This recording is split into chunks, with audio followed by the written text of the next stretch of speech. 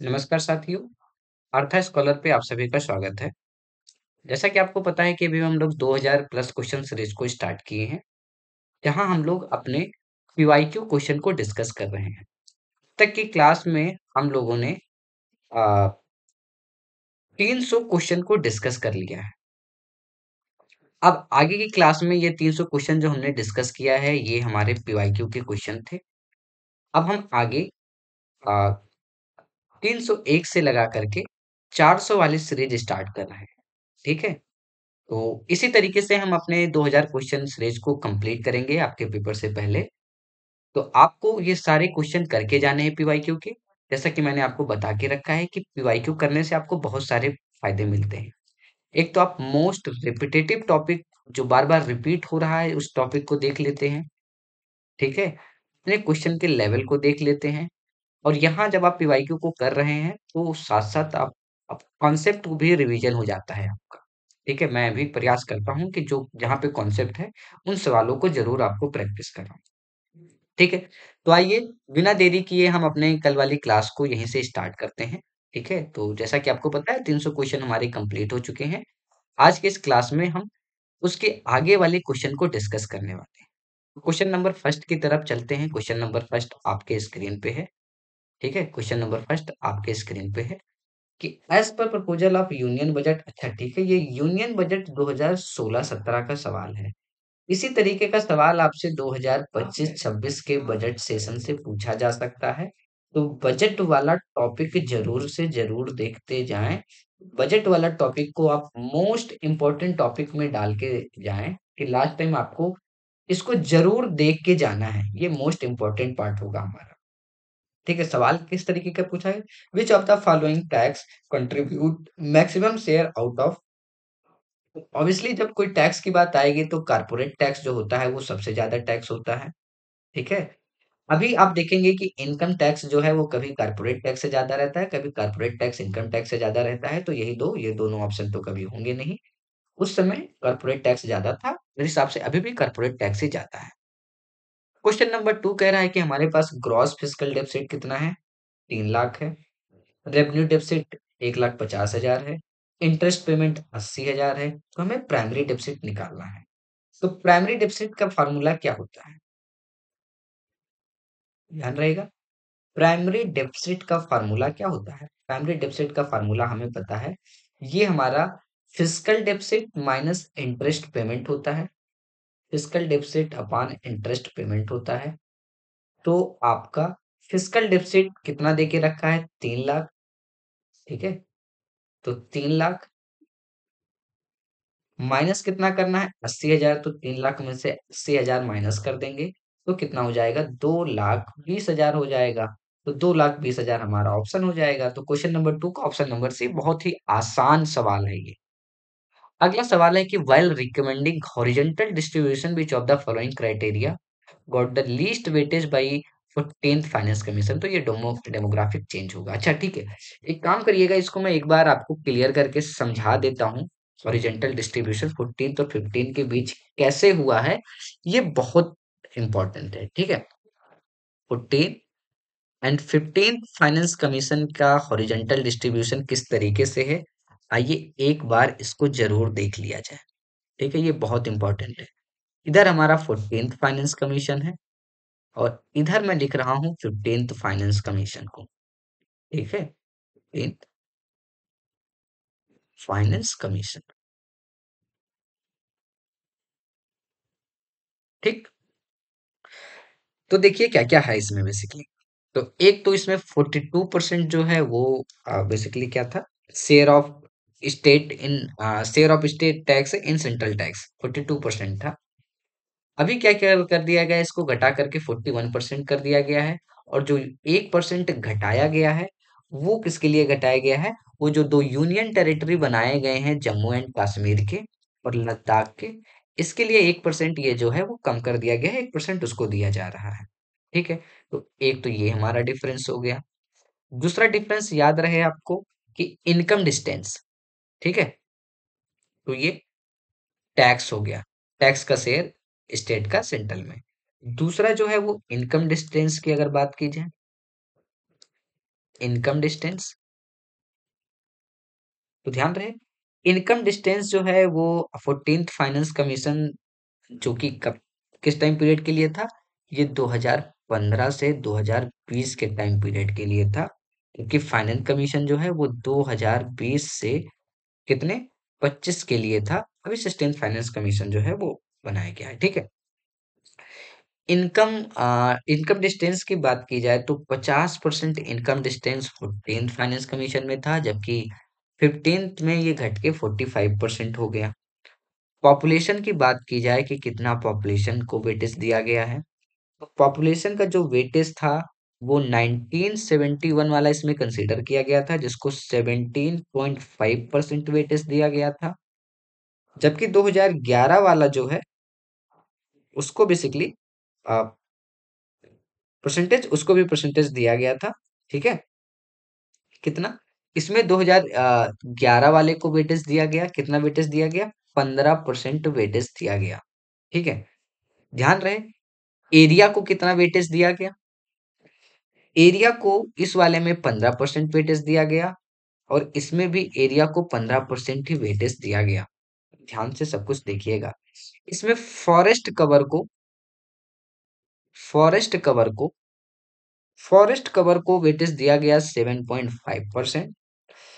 इसमें क्या किया गया, फॉरेस्ट एंड इकोलॉजी कर दिया गया। ध्यान रहे इसमें फॉरेस्ट एंड प्लस इकोलॉजी दोनों कर दिया गया, तो मैं यहाँ लिख देता हूँ फॉरेस्ट प्लस इकोलॉजी दोनों कर दिया गया। इसको कितना परसेंट वेटेज दिया गया, 10% वेटेज दिया गया, ठीक। यहाँ डेमोग्राफिक चेंज जो भी आपसे सवाल पूछा था, डेमोग्राफिक चेंज इसको वेटेज दिया गया था 10%, ठीक है। और यहाँ डेमोग्राफिक परफॉर्मेंस को कितना दिया गया है, 12.5%। फॉरेस्ट एंड इकोलॉजी के अलावा एक और यहाँ ऐड हुआ है टैक्स एफर्ट एक और ऐड हुआ है, जिसमें हमने 2.5% वेटेज दिया गया है। तो 14th और 15th फाइनेंस कमीशन में क्या डिफरेंस है, ये जरूर से देख के जाएं, ठीक है। तो ये क्वेश्चन नंबर 3 हो गया हमारा। क्वेश्चन नंबर 4 की बात करते हैं कि यूनियन बजट 2015-16 का असेंडिंग ऑर्डर में आपको बताना है कि जीडीपी का परसेंटेज कितना है। तो सबसे कम किसका होता है, सबसे कम जो है वो इस समय हमारा इफेक्टिव रेवेन्यू डेफिसिट है, तो हम अभी के हिसाब से बात कर रहे हैं 2025-26 के हिसाब से, ठीक है। सबसे कम हमारा इफेक्टिव रेवेन्यू डेफिसिट होता है, उससे ज्यादा होता है हमारा रेवेन्यू डेफिसिट यानी फर्स्ट वाला होता है, उससे ज्यादा हमारा होता है प्राइमरी डेफिसिट यानी सॉरी इसके बाद थर्ड होता है, इसके बाद हमारा होता है रेवेन्यू डेफिसिट फर्स्ट होता है, और सबसे ज्यादा हमारा रहता है फिस्कल डेफिसिट यानी पहले सेकंड होता है, फिर हमारा थर्ड होता है, इसको सेकंड मान लीजिएगा, थर्ड होता है, फिर हमारा फर्स्ट होता है, और फिर हमारा फोर्थ होता है, ठीक है। उस समय क्या था कि हमारा प्राइमरी डेफिसिट कम रहता था, इफेक्टिव रेवेन्यू डेफिसिट ज्यादा रहता था, लेकिन अभी ये चेंज हुआ है, तो आप अभी के हिसाब से जरूर देख के जाए, ठीक है। तो क्वेश्चन नंबर 4 पुराना है, तो उस हिसाब से इसका ऑप्शन नंबर ए जो था वो सही जवाब है। नहीं नहीं, दिया गया सेकेंड थर्ड फर्स्ट फोर्थ नहीं, हाँ ठीक है, उसके हिसाब से वो सही जवाब होगा। अब अगले हम सवाल की बात करें क्वेश्चन नंबर 5 का, कि which among the following statement is not true for golden age equilibrium, जो कि रॉबिन्सन के द्वारा दिया गया है।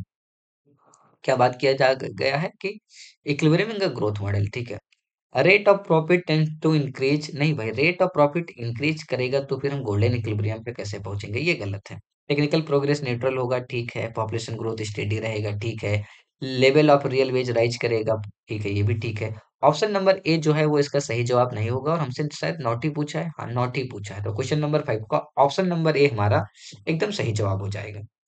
क्वेश्चन नंबर 6 की बात करें कि according to monetarist demand for money is, तो मोनेटिस्ट के हिसाब से जो डिमांड फॉर मनी है ये स्टेबल फंक्शन है, प्लस इंटरेस्ट इन इलास्टिक होता है, प्लस इंटरेस्ट इन इलास्टिक है, इंटरेस्ट इन इलास्टिक है।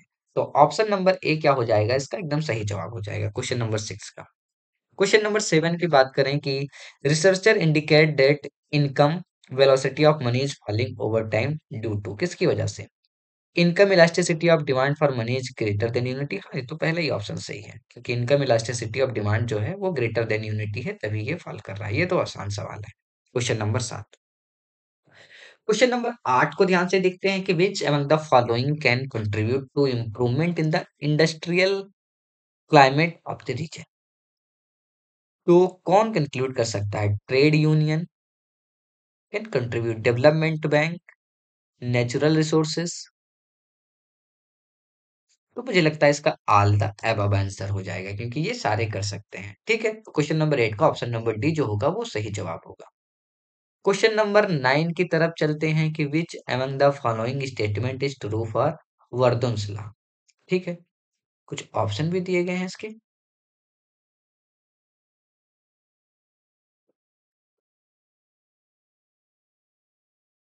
ठीक है, तो क्या है कि which among the following statement is true in the Verdoorn's law.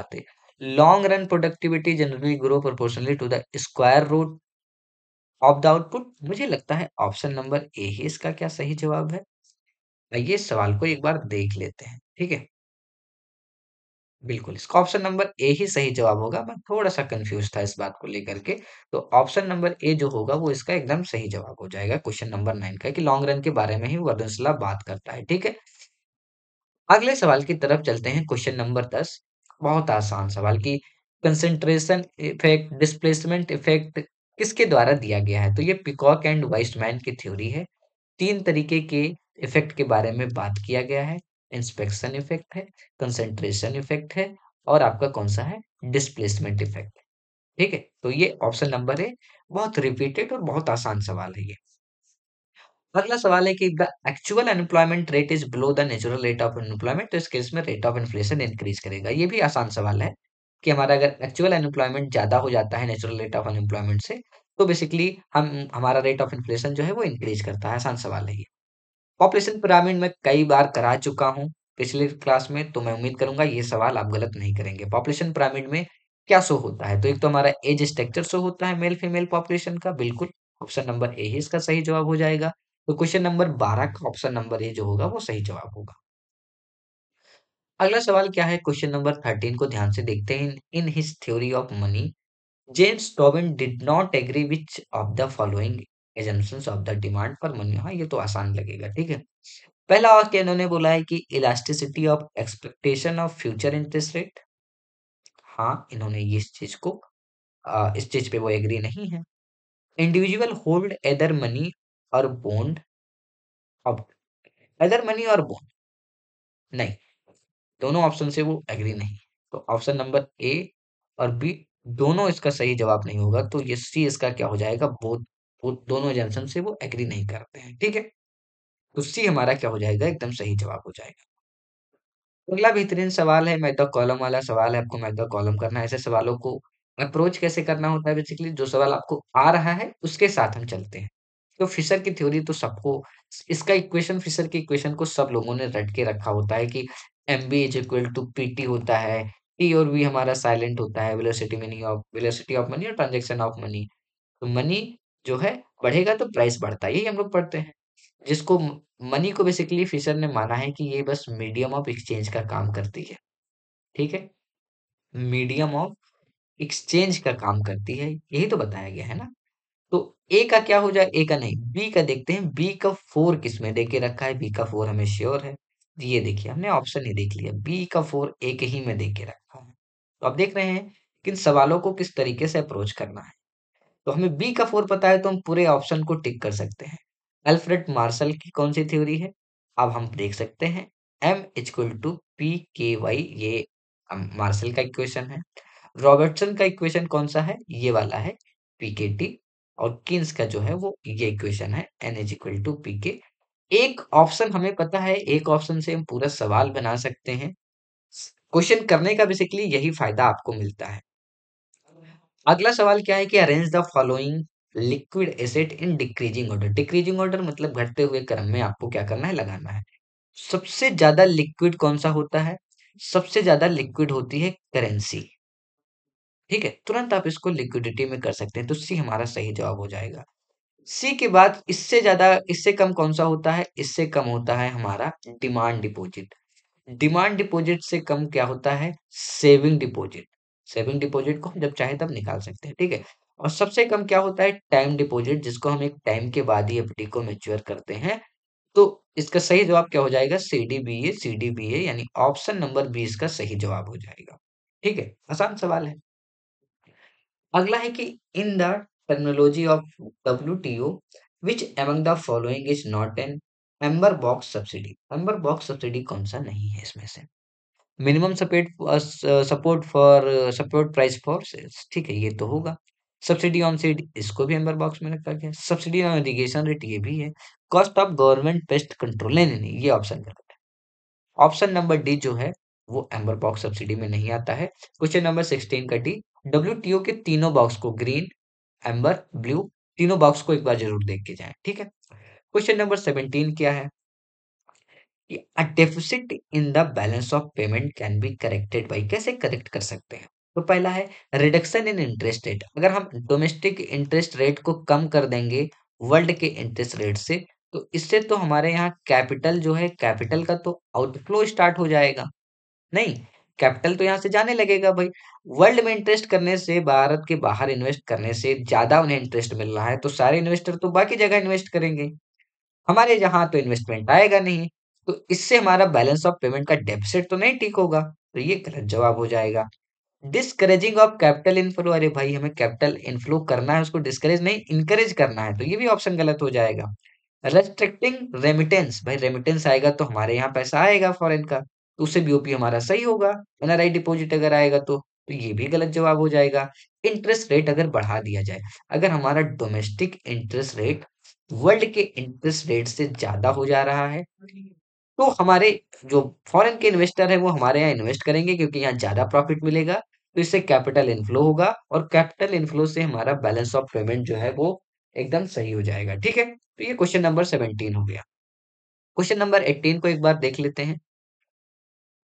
Question number 18 जो है वो बेसिकली मैथ द कॉलम वाला सवाल है कि एक तो आईएमएफ बेसिकली, अच्छा ठीक है, ये मैथ द कॉलम वाला क्वेश्चन है। देखते हैं, एबीसीडी 4 ऑप्शन दिए हैं, चारों को क्या करना है? मैच करना है, ठीक है। तो जिस ऑप्शन को हम ज्यादा आसानी से कर सकते हैं उस ऑप्शन को एक बार देखते हैं। जैसे कि किस ऑप्शन को हम ज्यादा आसानी से कर सकते हैं? आईएमएफ से स्टार्ट करते हैं। आईएमएफ का काम होता है कि बैलेंस ऑफ पेमेंट में जो डिसबैलेंस हो रहे हैं, बीओपी क्राइसिस से बेसिकली बचाने का काम करता है। तो ए का सेकंड हो जाएगा हमारा, ए का सेकंड हो जाएगा हमारा। ए का सेकंड अगर पता चल रहा है तो हमारे दो ऑप्शन पहले ही इलिमिनेट हो जा रहे हैं, ठीक है। ए का सेकंड। बी की तरफ चलते हैं। बी जो है international bank for reconstruction and development, ठीक है, रिकंस्ट्रक्शन एंड डेवलपमेंट की बात हो रही है। तो देखिए बी का फोर, बी का फोर कहाँ होगा हमारा? सोशियो इकोनॉमिक इंफ्रास्ट्रक्चर, ये बिल्कुल सही जवाब है। तो बी का हमारा क्या हो जाएगा? बी का फोर हो जाएगा। इसी तरीके से सवाल हमें एलिमिनेट करना होता है। दो ऑप्शन हमें पता चल गए, अब हमारे लिए ये सवाल बहुत आसान हो गया। क्वेश्चन नंबर 19 देखते हैं। In the context of international trade dumping, trade dumping क्या होता है? जब हम अपने डोमेस्टिक मार्केट में किसी सामान को महंगे में बेच रहे होते हैं, एक्सपेंसिव होता है हमारे यहाँ, लेकिन वर्ल्ड मार्केट को कैप्चर करने के लिए हम वर्ल्ड मार्केट में उसको क्या करते हैं? चीपेस्ट प्राइस पे बेच रहे होते हैं। इस कॉन्सेप्ट को क्या बोला जाता है? इस कॉन्सेप्ट को बोला जाता है डंपिंग। तो selling of commodity cheaper in foreign market and costly in domestic market, इस कॉन्सेप्ट को हम कहते हैं डंपिंग। तो ये क्वेश्चन नंबर 19 था। क्वेश्चन नंबर 20 की तरफ बढ़ते हैं कि डेमोग्राफिक ट्रांजिशन मीन्स बेसिकली क्या होता है कि पहले मान लेते हैं कि डेथ रेट हाई है, ठीक है, डेथ रेट हाई है और बर्थ रेट भी हाई है। बर्थ रेट भी क्या है? हाई है। अब क्या हो जाए? हमारा लो डेथ रेट हो जाए और बर्थ रेट भी लो हो जाए, या लो डेथ रेट हो जाए, बर्थ रेट हाई रहने दे।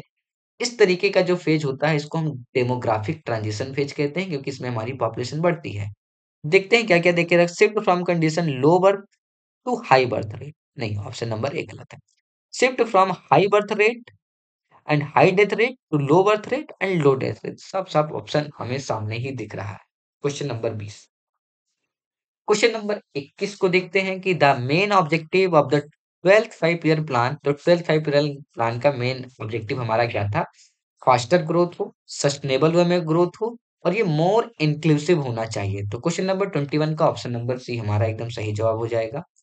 क्वेश्चन नंबर 22 की बात करें कि which among the following rate is independently determined in India. Repo rate हमारा जो होता है वो इंडिपेंडेंटली डिटरमाइंड होता है। आसान सवाल है, ठीक है।